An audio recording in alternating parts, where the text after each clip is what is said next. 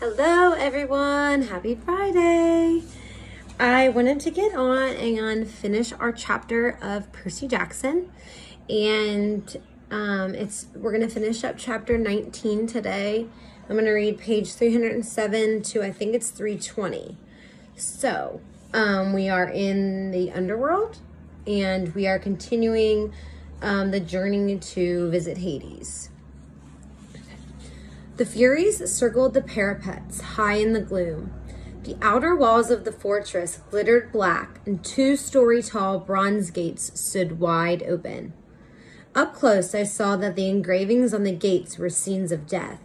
Some were from modern times, an atomic bomb exploding over a city, a trench filled with gas masks, wearing soldiers, a line of African famine victims waiting with empty bowls. But all of them looked as if they'd been etched into the bronze thousands of years ago. I wondered if I was looking at prophecies that had come true. Inside the courtyard was the strangest garden I'd ever seen. Multicolored mushrooms, poisonous shrubs, and weird luminous plants grew without sunlight. Precious jewels made up for the lack of flowers. Piles of rubies as big as my fists. Clumps of raw diamonds. Standing here and there like frozen party guests were Medusa's garden statues. Petrified children, satyrs, and centaurs, all smiling grotesquely. In the center of the garden was an orchard of pomegranate trees, their orange blooms neon bright in the dark. The garden of Persephone, Annabeth said. Keep walking. I understood why she wanted to move on. The tart smell of those pomegranates was almost overwhelming.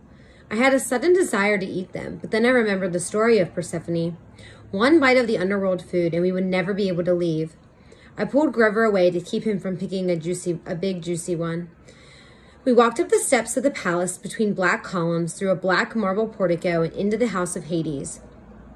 The entry hall had a polished bronze floor, which seemed to boil in the reflective torchlight. There was no ceiling, just the cavern roof far above. I guess they never had to worry about rain down here. Every side doorway was guarded by a skeleton in military gear. Some wore Greek armor, some British redcoat uniforms, some camouflage with tattered American flags on the shoulders. They carried spears or muskets or M16s. None of them bothered us, but their hollow eye sockets followed us as we walked down the hill toward the big set of doors at the opposite end. 2 U.S. Marine skeletons guarded the door. They grinned down at us, rocket-propelled grenade launchers held across their chests. You know, Grover mumbled, I bet Hades doesn't have trouble with door-to-door salesmen. My backpack weighed a ton now. I couldn't figure out why. I wanted to open it, check to see if I had somehow picked up a stray bowling ball, but this wasn't the time. Well, guys, I said, I suppose we should knock? A hot wind blew down the corridor and the doors swung open. The guards stepped aside. I guess that means entrez-vous, Annabeth said. The room inside looked just like in my dream, except this time the throne of Hades was occupied. He was the third god I'd met, but the first who really struck me as godlike. He was at least 10 feet tall for one thing, and dressed in black silk robes and a crown of braided gold. His skin was albino white, his hair shoulder length and jet black. He wasn't bulked up like Ares, but he radiated power. He lounged on his throne of fused human bones, looking lithe, graceful, and dangerous as a panther. I immediately felt like he should be giving the orders. He knew more than I did. He should be my master. Then I told myself to snap out of it. Hades' aura was affecting me just as Ares had. The Lord of the Dead resembled pictures I'd seen of Adolf Hitler or Napoleon or terrorist leaders who direct suicide bombers. Hades had the same intense eyes, the same kind of mesmerizing evil charisma. You are brave to come here, son of Poseidon, he said in an oily voice. After what you have done to me, very brave indeed. Or perhaps you are simply very foolish. Numbness crept into my joints, tempting me to lie down and just take a nap at Hades' feet, curl up here and sleep forever. I fought the feeling and stepped forward. I knew what I had to say. Lord and uncle, I come with 2 requests. Hades raised an eyebrow. When he sat forward in his throne, shadowy faces appeared in the folds of his black robes. Faces of torment, as if the garment were stitched of trapped souls from the fields of punishment trying to get out. The ADHD part of me wondered, off task, whether the rest of his clothes were made the same way. What horrible things would you have to do in your life to get woven into Hades' underwear? Only 2 requests, Hades said. Arrogant child, as if you have not already taken enough. Speak then. It amuses me not to strike you dead yet. I swallowed. This was going about as well as I'd feared. I glanced at the empty, smaller throne next to Hades. It was shaped like a black flower gilded with gold. I wished Queen Persephone were here. I recalled something in the mist about how she could calm her husband's moods. But it was summer. Of course, Persephone would be above in the world of light with her mother, the goddess of agriculture, Demeter. Her visits, not the tilt of the planet, create the seasons. Annabeth cleared her throat. Her finger prodded me in the back. Lord Hades, I said. Look, sir, there can't be a war among the gods. It would be bad. Really bad, Griver added helpfully. Return Zeus's master bolt to me, I said. Please, sir, let me carry it to Olympus. Hades' eyes grew dangerously bright. You dare keep up this pretense after what you have done? I glanced back at my friends. They looked as confused as I was. Uncle? I said. You keep saying after what you've done. What exactly have I done? The throne room shook with a tremor so strong they probably felt it upstairs in Los Angeles. Debris fell from the cavern ceiling. Doors burst open all along the walls, and skeletal warriors marched in, hundreds of them, from every time period and nation in Western civilization. They lined the perimeter of the room, blocking the exits.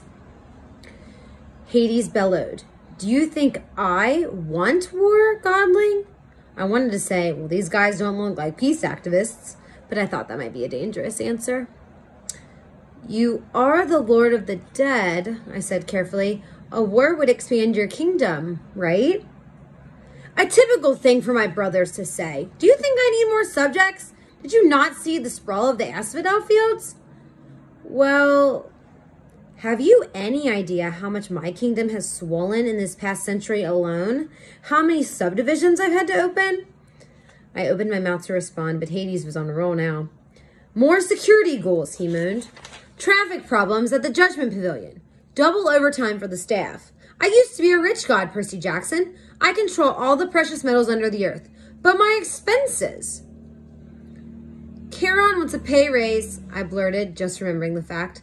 As soon as I said it, I wish I could sew up my mouth. Don't get me started on Charon, Hades yelled. He's been impossible ever since he discovered Italian suits. Problems everywhere, and I've got to handle all of them personally. The commute time alone from the palace to the gates is enough to drive me insane.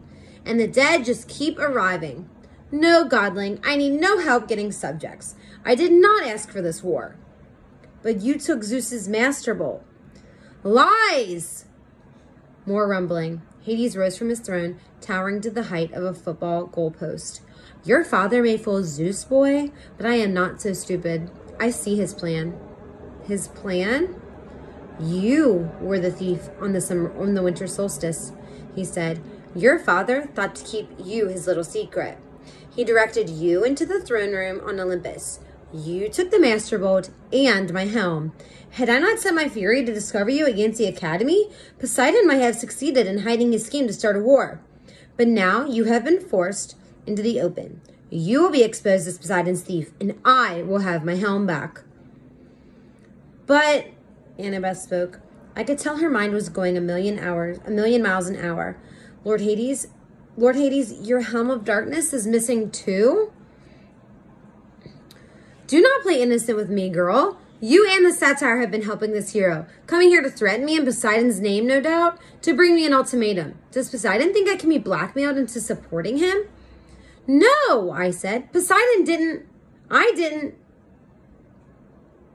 I have said nothing of the helm's disappearance, Hades snarled, because I had no illusions that anyone on Olympus would offer me the slightest justice, the slightest help.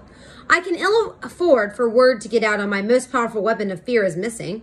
So I searched for you myself, and when it was clear you were coming to me to deliver your threat, I did not try to stop you. You didn't try to stop us, but return my helm now, or I will stop death. Hades threatened, this is my counter-proposal. I will open the earth and have the dead pour back into the world. I will make your lands a nightmare.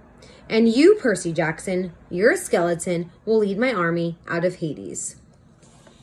I'm going to stop there and save this video, and then we'll keep reading, and I'll add another one.